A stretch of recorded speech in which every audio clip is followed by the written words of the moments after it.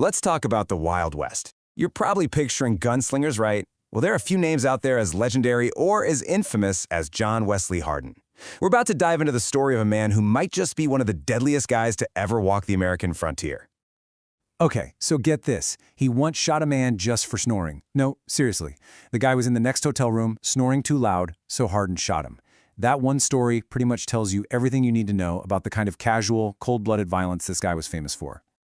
So, you might be asking, how does someone get a reputation like that? Well, it definitely wasn't just that one snoring incident.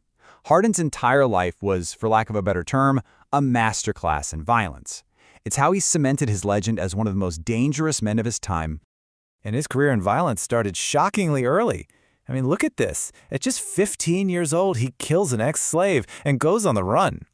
And from there, the next decade is just a blur of gunfights and escapes. You got the snoring incident in '71, then he kills a guy on his own 21st birthday. It literally took the Texas Rangers years to finally hunt him down in 1877. But, as you can see, his story was nowhere near finished. So what are we talking about here? Total body count? While the exact number is kind of fuzzy, the legend says Hardin killed over 40 people. 40! Now you gotta remember, this was an incredibly violent time, but even then, that number made him a terrifying legend all across Texas and way beyond. Okay, but here's where the whole story takes a really weird turn. How did Hardin see himself in all this? Not as a monster, not at all. He saw himself as something completely different, and that's the real puzzle, the central paradox of John Wesley Hardin. Listen to this. This is from his own autobiography, which he wrote in prison. He said he, quote, always maintained that he never killed anyone who did not need killing, and that he always shot to save his own life. So in his mind, every single person he killed, they had it coming. It was all just self-defense. And this wasn't just some excuse he cooked up. He actively built this persona of a handsome, gentlemanly guy, a pillar of society. And the crazy part, some people actually believed him. Folks who knew him described him as a man more sinned against than sinning. It's wild. This ruthless killer genuinely, truly believed he was the hero of his own story. So that leaves us with the big question, right? Was this guy just a delusional sociopath? Or was there something about the world he was living in that made it possible for a man like this to see himself as a good guy? Was he just a one-off, or was he actually the rule? To really get to the bottom of that, we have to zoom out. Let's pull the camera back from just this one guy and look at the bigger picture, the world that made him.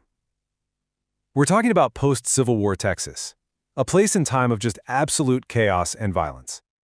And if you want a snapshot of what this era was like, just look at how historians talk about it. This right here is the table of contents from a historical thesis on the period. Check out these chapter titles. The General Carnage, The Killing Goes Bravely On. I mean, come on, that tells you everything. Hardin wasn't some lone wolf in a peaceful world. He was just one actor in a much, much bigger story of widespread bloodshed. The thing is, during this period called Reconstruction, that's the super chaotic time right after the Civil War, law and order in Texas had basically just collapsed. It was gone. So violence wasn't just something that happened sometimes. It was a tool. People used it in politics, in daily life, and it was all fueled by this intense racial turmoil and old grudges. And the numbers? The official numbers from the state archives are just staggering. Just look at this. Between 1865 and 1868, that's only a few years, we're talking nearly 1,000 reported homicides. You can see how the numbers just explode year after year. John Wesley Hardin started his killing spree right in the middle of all this. So let's break that down a bit. Who was killing who? I mean, sure, there was plenty of violence between white people, but the racial element here, you just can't ignore it. Look at this chart. You've got 373 freedmen, that's newly freed black citizens, killed by whites. And then look at the other side. Only 10 whites were reported killed by freedmen. The contrast is, it's just stark. Let that sink in. 373. That's how many freedmen were murdered by white people in just 4 years. This wasn't random street crime. This was targeted racial violence, and it was happening all over the state. This is the world that shaped John Wesley Hardin's idea of what justice looked like. So, in a world this chaotic, what did justice even mean? How did it finally catch up to Hardin? Well, the end of his story tells you just as much about the times as his life of crime did. After all those years on the run, the Texas Rangers finally nail him down in Florida. But here's the crazy part. The guy has a reputation for killing over 40 people, right? And what do they put him on trial for? The shootout on his 21st birthday, the one where the other guy actually fired first. Of all the things they could have charged him with, they picked one of his most defensible killings. You can't make this stuff up. So what happened? For a guy who killed dozens of people, he gets a life sentence, not the gallows. And then, he's pardoned after just 15 years?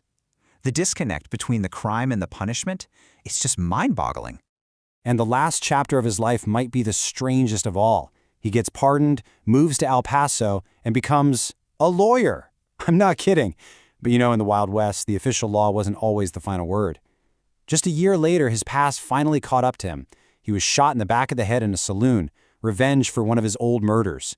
So in the end, he dodged the state's justice system, but he couldn't escape the violent code he'd lived his whole life by. So, what's the big takeaway here? When we look at the whole story of John Wesley Hardin, life and death, it's clear we have to look past the simple myth of the lone evil gunslinger.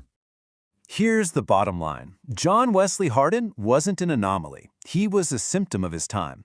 He was a product of a society that was just soaked in violence, a place where the line between killing someone in self-defense and just plain murder was completely blurred by chaos and prejudice. And that really gets at what historians have been saying for years. It's not enough to just know that it was violent. We have to try and understand, as one historian put it, the actual way in which it was directed. The story of John Wesley Hardin kind of forces us to look at the ugly reality that's often hidden behind all those romantic myths of the Wild West. And that kind of leaves us with one last thing to think about. We remember the legend, right? John Wesley Hardin, the guy who shot a man for snoring. It's a simple, shocking story. But maybe the real question we should be asking ourselves is this: how did those simple legends we tell shape the much more complicated and, frankly, much darker history that we choose to remember? And maybe more importantly, what we choose to forget?